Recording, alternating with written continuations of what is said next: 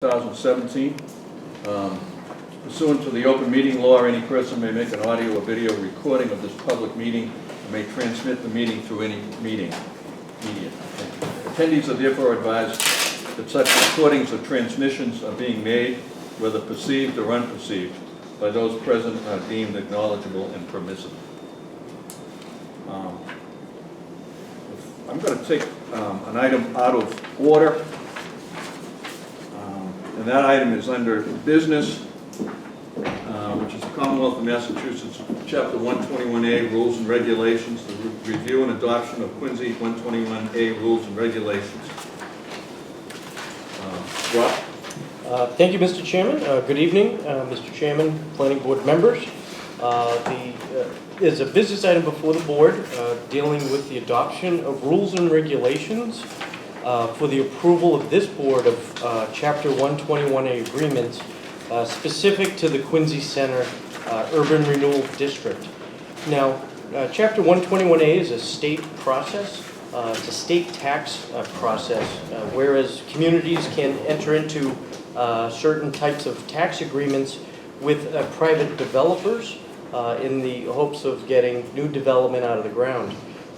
The Chapter 121A program or financial tool was first utilized back when the Streetworks group, known as Hancock Adams Associates, LLC, had a master developer land disposition agreement with the city of Quincy. The Chapter 121A allowed the city to designate Streetworks the builder of several public improvements. That authority was given to the city of Quincy through the Chapter 32 of the Acts of 2011. And as the city has evolved away from the master developer agreement with Streetworks and has updated the redevelopment strategy through the Urban Renewal Amendment number 4, which was endorsed by this board last year, the city has dusted off this 121A financial tool again. Now, one of the issues that we had was the original Home Rule petition in 2011 specifically identified Hancock Adams Associates as the beneficiary of 121A program in Quincy Center. So this past fall, the state legislature adopted Chapter 355 of the Acts of 2016, which updated the city's pre-existing 121A powers as it relates to urban renewal projects. So now that that is in place, the planning board is now in position to review and approve to form the Chapter 121A agreements that are entered into by the administration through the Quincy Center Urban Renewal Program. Now, a lot of this financial agreements are a little bit beyond my technical capabilities. We originally had a special counsel to the mayor, Bill Geary, scheduled to be here before this board to explain a little bit more what this program is and what the roles for this board will be in reviewing those projects. But unfortunately, Bill Geary could not make it tonight. We do have instead attorney Bob Davis, who has worked on the downtown project in the past here to say a few words. And at this point, I'd like to introduce Bob here to give a little bit more of a descriptive detail of the actual 121A program and the intent of it being used here in Quincy Center. Thank you, Rob. Thank you, Mr. Chairman. I'll try to be brief. Though Chapter 121A was adopted in the early 1950s for the purpose of spurring the development of what we all know now as the Prudential Center. And it was a pretty simple equation that in return for long-term tax stability, the developer, in that case the Prudential Insurance Company, agreed to undertake a development that might be considered risky under the circumstances. That tool has been used in the city of Boston many times over the ensuing period. And as the Streetworks proposal unfolded, it became clear it would be a very useful thing to have in Quincy, for the city of Quincy to have the same type of powers that the city of Boston does under 121A. So, Rob referred to the special acts which give the city of Quincy this power. However, those acts require that in order for the program to be administered, that the planning board, as the agency charged with administering it, has to adopt rules and regulations governing their procedures. So Bill has prepared, and he was good enough to share them with me as he went along the way to get my thoughts. Those regulations, and those are what are before you this evening. And they basically set the ground rules by which this board takes up applications for approval under 121A. And basically three things that you'll end up doing under this program.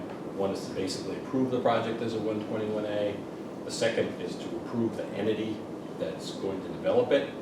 And then the third is to determine the exact length of the tax, the favorable tax period that comes under the agreement.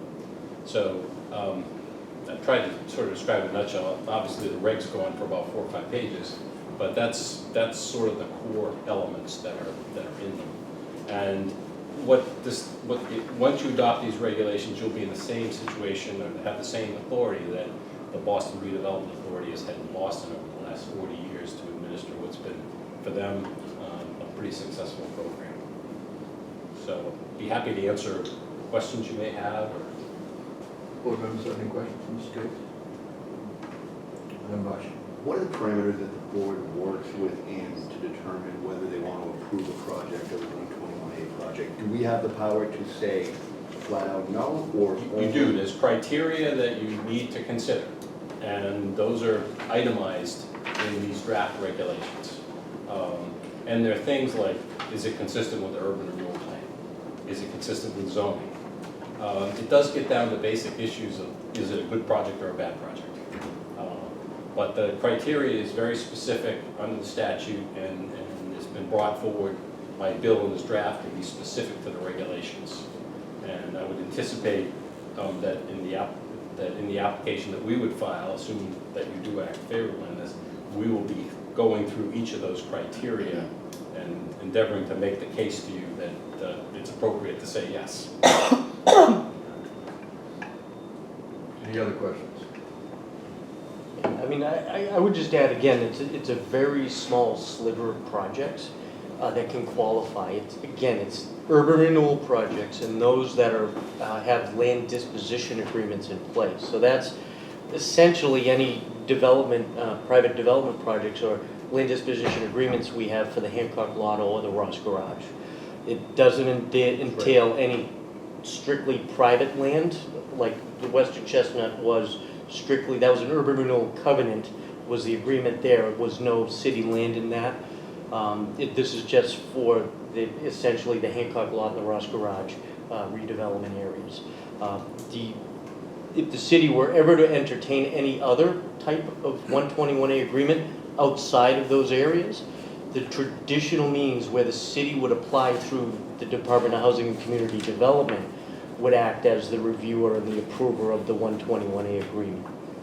So this is, and we've also working with Bill, we envision this moving forward as a sort of, there's a piggyback element here. This board has the responsibility to approve a certificate of consistency, which is the site plan review for urban renewal projects. So this would most likely come in tandem with any land disposition agreements that are agreed to by the administration that have a 121A. You know, we would link up the certificate of consistency and the 121A review, you know, together. So the board would review both at the same time in all likelihood. Any other questions? The land, you said, is just the Ross Garage and the Hancock Lot, or would it also include the air rights over the Quincy Center T station?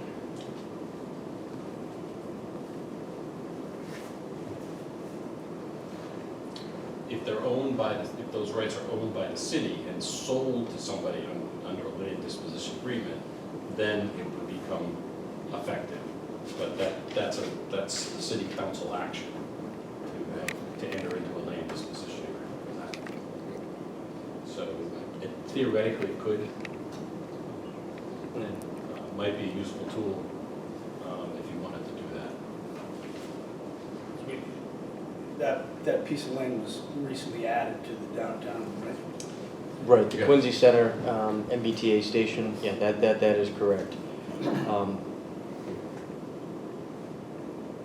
Yeah, I'm not sure. The MBTA, the state owns that land. That, I don't City think, owns the air rights? the city has certain air rights. I don't think the city owns the air rights. The MBTA has to submit to the city for review and approval any use of the air rights. I think that's more of what the situation is. I think, Rob, if that were the case, then this wouldn't be available. It would not be It available? would not be, available. The city wouldn't be selling the land. Correct, and that would take a change of the actual state legislation, a change of the home rule petition to include the MBTA. Attorney Davis made an interesting point too. This is all predicated off a land disposition agreement, which is put forth by the administration but approved by the city council. So this board would be acting behind both of those actions by the administration and the city council, not in front of them. Any other questions from the board? Thank you. Appreciate your time. Before I go any further, I neglected to ask for a roll call. John Ryan, present. Member Callahan present? Member Barrett, present. Me present, I apologize for that. You want to go over that? Rich. Yeah. Rich. Okay, once again, I'm neglectful. The first item on our agenda is the approval of the minutes from March 15th. A motion, I think everybody's had an opportunity to review the draft. I'll make a motion to approve. Is there a second? Second. Discussion, all those in favor? Aye. Motion carries. While we're on the subject of 121H, why don't we just discuss that? And the department's looking for a vote on the draft. I think everybody has a copy. Yep, correct. I don't know if there's any discussion over and above what Mr. Davis and Mr. Stevens have. I entertain a motion to accept, approve rather, as submitted. So moved. Is there a second? Second. Discussion? All those in favor? Aye. Thank you. Before we get going, I'm just gonna, because I know there's some people here and I don't want them to have to sit through a meeting and find out that their item has been continued. I have a letter that was addressed to me as the chairman regarding 1 Chestnut Place. Please accept this letter as a request to continue the public hearing in the above referenced project scheduled for April 12, 2017 to the next scheduled planning board meeting. Thank you for your consideration. Robert W. Hernandez. Our next meeting would be the 10th of May. Correct. Have a motion to that effect? A second? Second. Discussion, all those in favor? Aye. The next item is regarding 92 to 100 Sagamore Street. Please accept this letter as a request to withdraw the application for 92 to 100 Sagamore Street, submitted by Robert W. Hernandez. Have a motion to allow the withdrawal. So moved. So second? Second. Discussion, all those in favor? Aye. And I have a letter that was addressed to me as chair from Edward J. Fleming. Please accept this letter as a formal request to continue the hearing on the above matter, which is 1 to 13 Newport Avenue, until the planning board's next May hearing date, excuse me. The petitioner has requested to make some revisions to the proposal to address comments and concerns raised by the planning board. These revisions will require significant changes to proposed plans, and the petitioner is in need of additional time to fully complete these projects. I have a motion to continue to the May 10th. So moved. Second? Second. Discussion, all those in favor? Aye. Okay, now we can go back to the agenda. The first item is a continued public hearing for 57 Quincy Shore Drive, site plan, special permit, planning board case 2016-16, continued from the March 15, 2017 meeting. Mr. Hernandez? Before you, Mr. Chairman, for you members of the board, my name is Paul Hernandez, and I represent Murphy Realty Trust. Present today is Mr. Arthur Shu, who's the architect, Mr. Joyce, the engineer, and Mr. Murphy himself, who's present here before you. As this board's aware, we before this board, I believe it was a few months ago, when we were seeking approval to build a 28-unit building on a lot located 57 Quincy Shore Drive. The lot's 12,521 square feet in Residence B zone. The lot consists, as you can see, what the proposal is. The proposal is to build 28 units on top of a two-level parking garage. Now, when we were here before, they went through peer review. There were a couple of concerns, and I can say the board had concerns, the planning department had concerns. One was the queuing entering the garage of Quincy Shore Drive. And at that time, the queuing was, the cars would actually, might have to have a queue on the sidewalk. Well, we've eliminated that by putting a new design, which allows the queuing to be inside the building, not on the sidewalk anymore. So there won't be any traffic, any queuing out into the street. The other thing, and Mr. Stevens was very concerned about this, and I understand that, was the drainage for the neighbor. And he asked one of the conditions that we get a letter from the neighbor saying that he reviewed the drainage, had no issue with it, was okay with it. And if something should change, they would have to submit another plan to the planning department. I spoke to my clients about that, they have no issue. And I have here the letter from the neighbor, Thomas Nutley, saying that he has reviewed the proposal, and I, along with the applicant, are working cooperatively to ensure the proposal will not cause any excess water runoff onto my property, and he has no problem with it. But at the same time, if there is any issues, my client knows he has to come before the board again and explain what he's going to do with the drainage. And there was another issue with the transformer, where the transformer was being placed, actually moving the transformer. Mr. Schuler explained exactly what they're going to do with the transformer too. Also, with regards to the entrance, there was a question posed today by peer review, how the height of the entrance. We are submitting, I believe they submitted to the planning department already, the new door, the height, which is 8.8 feet 4 inches, which is acceptable to when we bring in a motor vehicle. We're here, again, we hope we address whatever issues the board has, the planning department has, or whatever the public has, and we're looking forward to answer any further questions the board may have. Again, I have the engineer and the architect here, and we're hoping to be able to go forward on a vote if that's possible tonight. Any questions of Mr. Hernandez? Okay, why don't you? Sure. Mr. Chairman.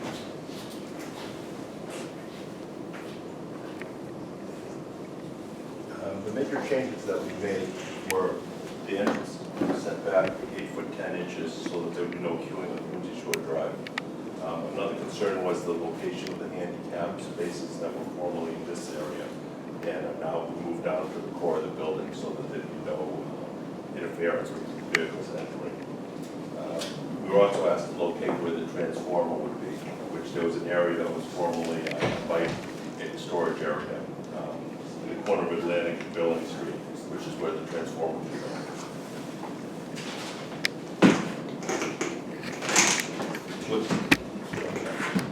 What's not a change but a clarification is the height.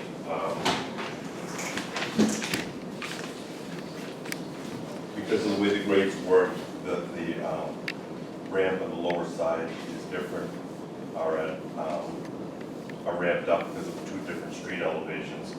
And so there was a question if that had enough height in this area, which is 8 foot 8 inches at the entranceway, because what happens is to accommodate the existing grades, the bottom garage slopes down 6.67% going down, and the same with the top ramp slopes up. So that's a clarification of what this change. And those are basically the changes that the peer review requested. Yeah, of course, Mr. Cole. Forgive me if I missed it, but when you guys were here before, I had asked for schematics from the bridge. Did we see those and I missed them in my email? No, I did reach out, they were not received.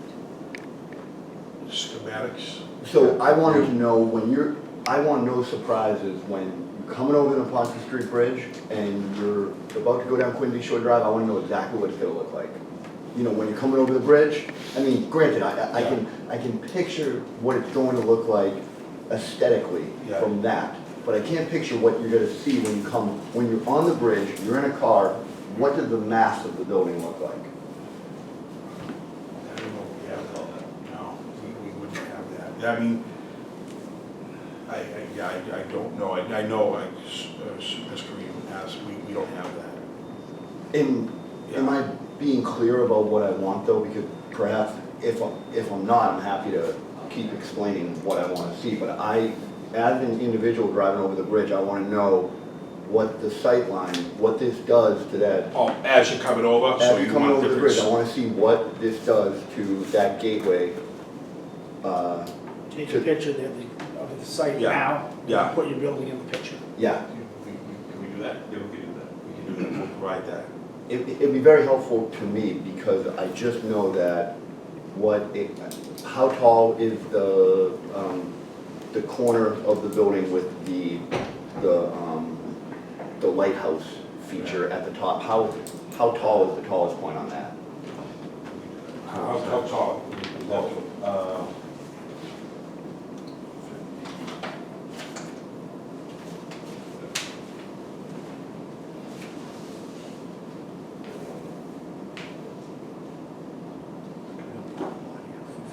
Rated 66 feet to the top here. How much? I'm sorry? 66, the top of the, and it sets back.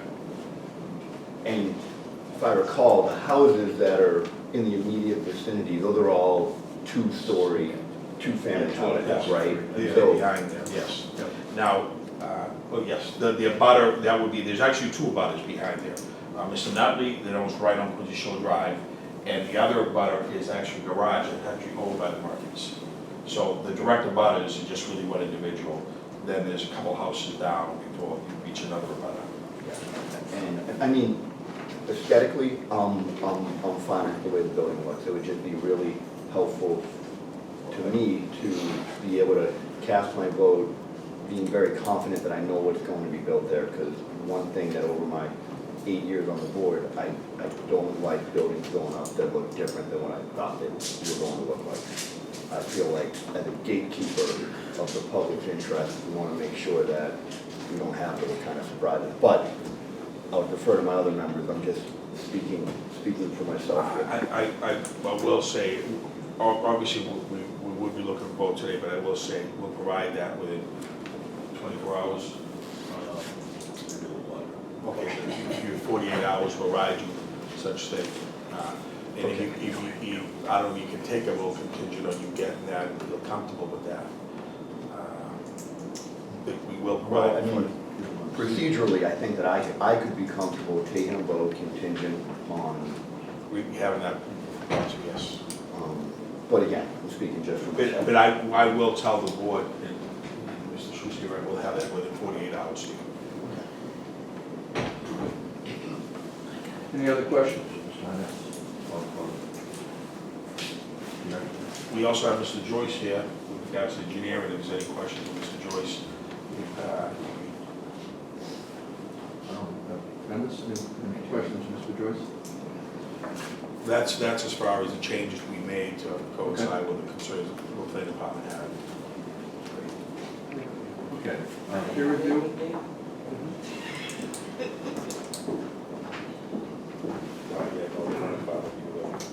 Good evening, Mr. Chairman, members of the board. Peter Elson with TEC, civil engineer. We provided a civil engineering peer review for the project. We reviewed the project versus City of Quincy zoning ordinance, Mass DEP standards, Mass DOT standards. We've worked with the client. We've had 2 back and forths with comment letters at this point. We feel that they've done a pretty good job addressing most of our comments, and any of the remaining comments we feel could be covered with special conditions going forward. With that being said, if members of the board have any questions about our letters, I'd be happy to answer them. Any questions? No? Thank you. Thank you. Can I have a motion to close the public hearing?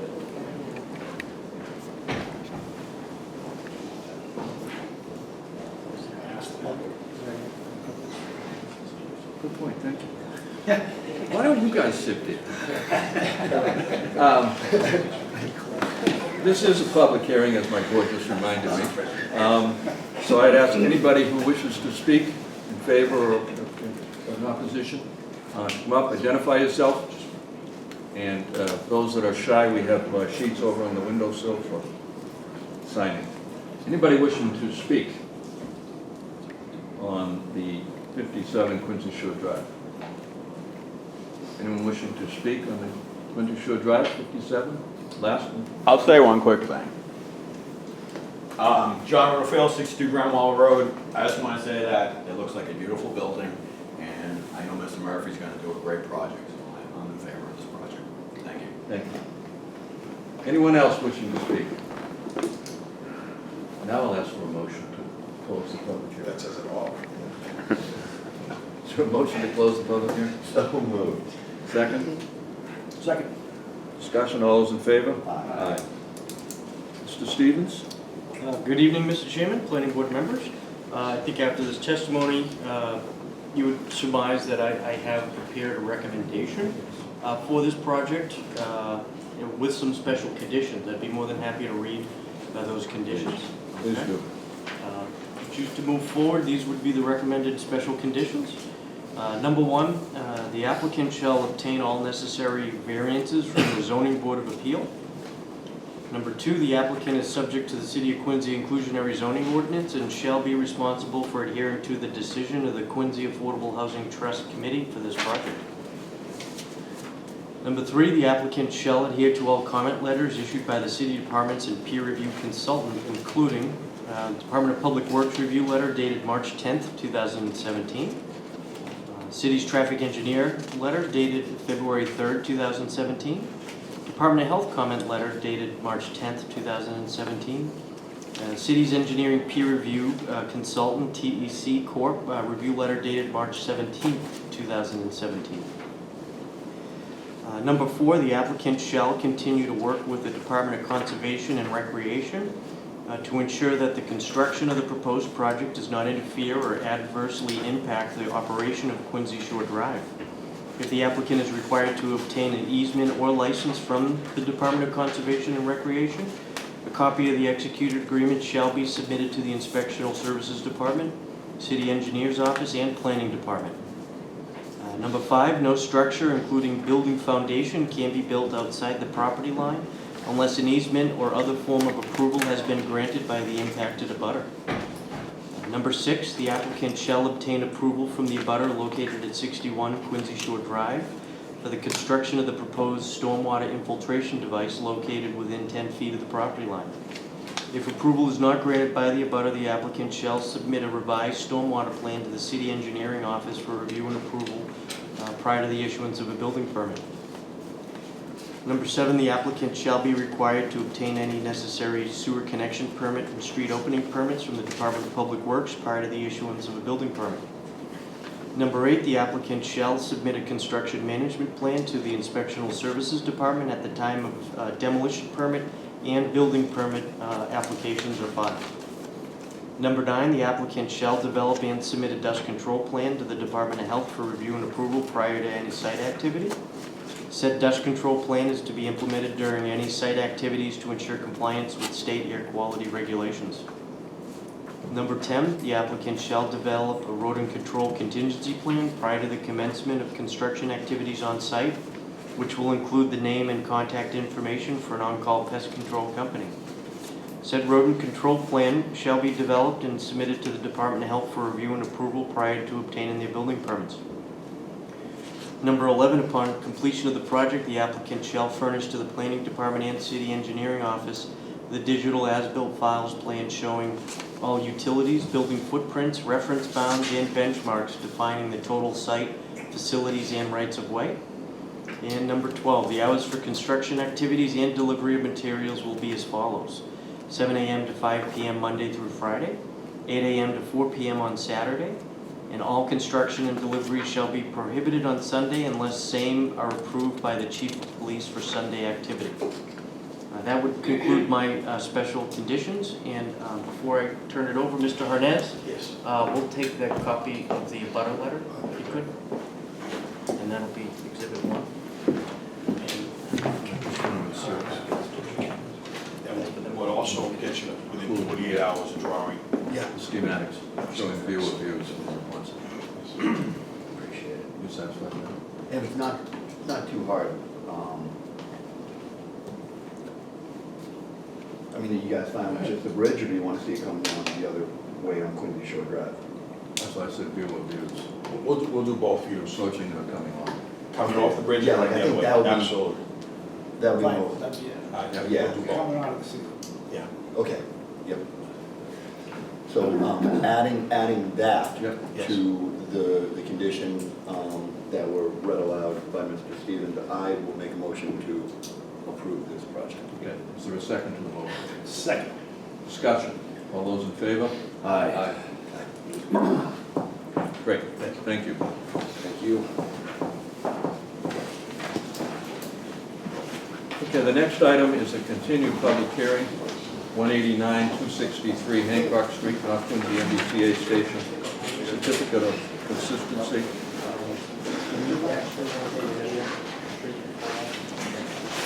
Sure, yeah. Because I think they were waiting, they agreed to go with that. So, we're gonna, Henrik? Further down. A little bit, I couldn't see it. we're gonna take one before you, sorry. Sorry, yeah, That's, sorry. that was my fault. Before that, we're gonna do 104, 106 Intervale Street Site Plan Special Permit Planning Board Case 417-02, continued from the March 15th. Mr. Levin.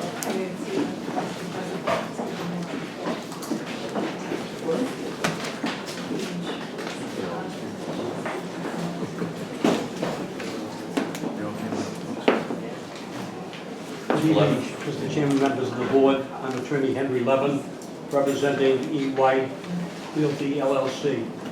The proposal is to build 4 townhouse units at 104-108 Intervale Avenue in Quincy.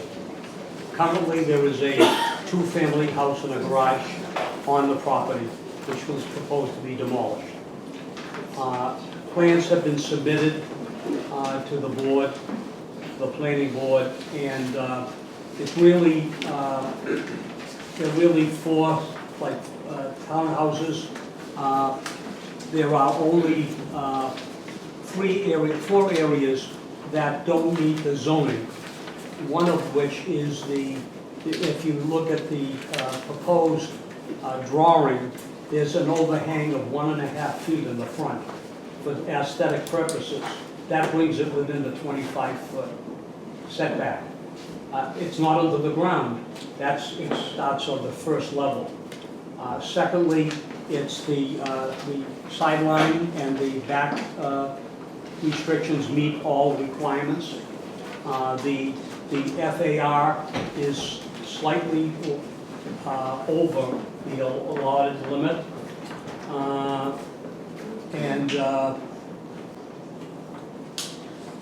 The other one was the asphalt area. Each unit is going to have its own garage and a parking driveway in front of it. So there'll be 2 parking spaces per unit. However, under the City of Quincy zoning, you can't have more than 20 feet of asphalt. Well, each one will have like 18 feet, but it's what a single-family house would have. We're going, I know that it's within the purview of the Board of Appeals, but I wanted to bring that to your attention. All of the other requirements, I believe, have been met. We did have a neighborhood meeting where we presented everything to the abutters.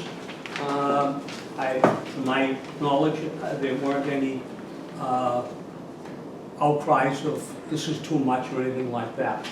Actually, this is also made up of 2 lots that are together. Actually, I believe he could probably build a 2-family on each lot, but to make it aesthetically more advantageous, we're going with the 4-unit together. Is there any Any questions? questions from the board members? Mr. Lynn? Just a question, Yes, Yeah, go ahead.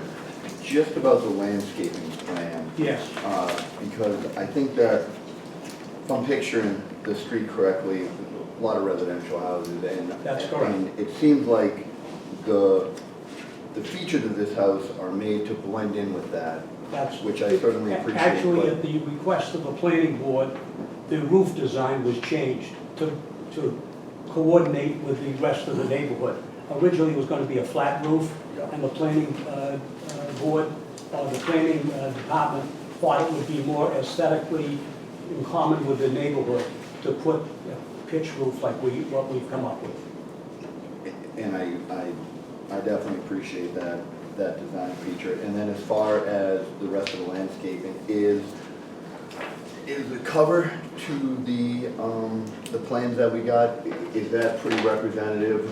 The entire Yes, perimeter will be yes, lined with yes, trees? that's exactly the way it's being presented. And between the parking spaces, There will be additional plantings. and about how wide is that? Is that about, 12 to 16 feet each? I'm just trying to get a I can tell you that in 1 second. sense of how much. It's on here. Yeah, but I can't tell if it's gonna look like a little bit of yard or, It's 5 feet. In other words, the driveway itself is 9 feet wide. Yeah. And then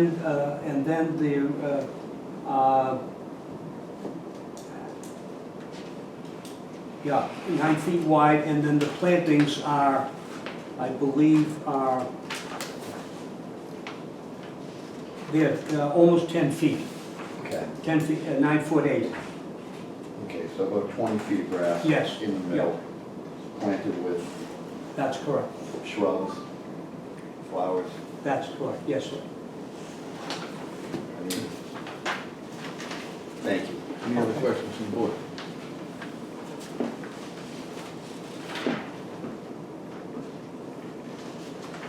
Any other concerns from the neighbors at the neighborhood meeting? Was parking a concern on the street? Some of the people questioned about the parking. Each unit has 2 parking spaces. And it was, they asked where visitors are gonna park. Well, again, I somewhat laugh because we're not gonna be no different than the other neighbors. When they have visitors, if there's no parking, they park in the street. There is a sufficient parking in the street area. So you've seen it at night? Oh, yes, The parking yeah, situation yeah, is pretty Yeah, right, right, wide open? yeah. Okay, this is a public hearing. I'd ask anybody that wishes to speak to come forward, identify yourself. And as I represented at the last public hearing, if you're a little shy, we have the sheets over on the side and the window you can sign. Anybody wishing to speak on this item? Nobody? I'll speak. Go ahead. This is Interval. One thing that the attorney just, Identify yourself. John Woodfield, 62 Drumwell Road, but he just said that there'll be no more traffic. Well, there were 2 units there for visitors, now there's gonna be 4 units there. And there were 2, I just wanna get on the record that this was on the agenda at the zoning meeting last night, and it got continued, and there were a couple people that were against the project, 2 Asian ladies I spoke to on the way out, who are very concerned with this, that the direct abutters, and they think it's way too dense. And it's, again, this is Residence B. Later in the night, we have the Residence B moratorium thing coming up. So I think basically, I would continue it, find out more. I mean, I pretty much, can I ask how many square feet is the total project of living area they're asking to develop? It's 11? Yeah. Because my thing, it's all about living area, whether it's something's a bedroom or a living room, what is the actual living area? We don't know, it's up to different people who use living area differently. So, I mean, I'm analyzing things by total living area now, and it's sometimes hard to find out. It's each unit is roughly 17 by I believe it's 42 feet, and on 2 floors. So that'd be about like Yeah, yeah. 17 by, that's roughly about 900. Right. Is my math right there about? Yeah, So they're 2 bedrooms, yes. so you got 4 2-bedrooms, and how much parking for the 4 2-bedrooms? 2 parking spaces per unit. So there's 8. One 8 inside the total. garage and one outside of the driveway. Are they tandem spaces behind each other they have to park? Yes, So 2 units are gonna share a tandem space? no, no. Each one has their own driveway. It's 4 driveways? Yes, here they is, right here. The garage and the parking, garage parking, garage parking, garage parking. Okay, well, With a break, as the chairman pointed out, with a 10-foot planting in between the 2 outside ones. okay. Okay, well, like I said, it still has to be approved at zoning, so I mean, planning's the first step anyway. If I may say, it was Thank you. scheduled last night for zoning, but because zoning is not supposed to make a determination till planning, they decided to hold, it's on for, I believe, the 25th or 23rd. It was continued till then, until the Lenny, you're planning. not, as part of the petitions to the ZBA, you're not asking for relief under the floor area ratio, are you? No, no. That was good, Mr. Robichaud, that question too. Okay. Anyone else wishing to speak? Heard last time, anyone wishing to speak? A motion to close the public hearing? So moved. Is there a second? Second. Discussion? All those in favor? Aye. Mr. Stevens? Good evening, Mr. Chairman and planning board members. The city did enlist the services of the peer review engineer Woodard and Curran. They did provide a report which should be in your packet. We did not ask for the peer review to attend this meeting. We also got similar comments from engineering. We were chasing some last-minute stormwater information, but we believe at this point that that is satisfied. I would say the planning department did work with Attorney Levin on this project. There was an original proposal for 7 units, and because of this location in Intervale Street, internal to a neighborhood, we felt that that was too dense, and that resulted in this 4-unit proposal. And as you heard earlier, when we're in a neighborhood, we really, would like to see designs that mimic and are in line with the neighborhood. And, this applicant did adjust his architecturals with the roof line. So I felt that this was a good attorney to work with on this project, and there was some pretty significant back and forth. With that, I am prepared to make a recommendation to approve the site plan review, which is the only thing that is before this board is the site plan review, with some special conditions.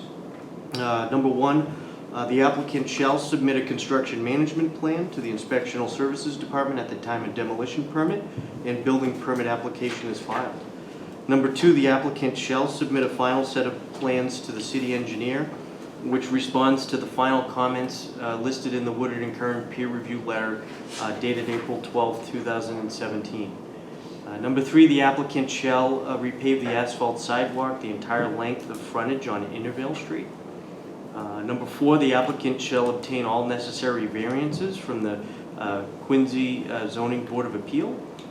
Number 5, ownership and maintenance responsibilities for the proposed stormwater drainage system and all related drainage structures must be determined and specified through deed registration or an equivalent mechanism. Number 6, the applicant shall apply for a stormwater connection permit and street opening permit from the Department of Public Works before construction. Before site activities commence. Number 7, the applicant shall develop and submit a dust control plan to the Department of Health for review and approval prior to any site activity.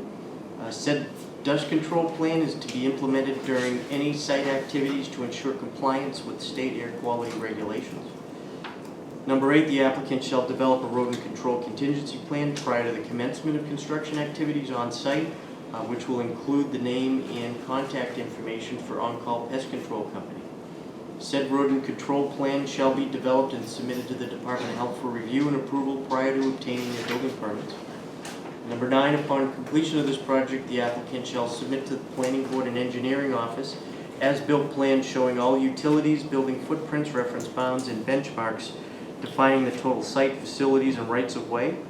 Plans shall be submitted in digital format acceptable to the Planning Department and Engineering Office.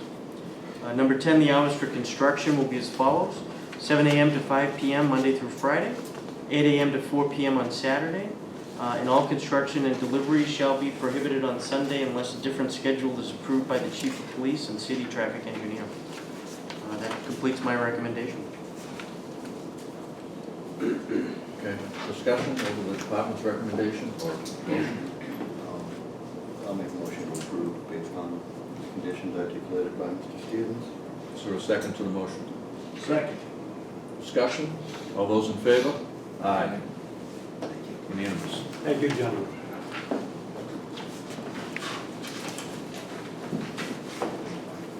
Okay,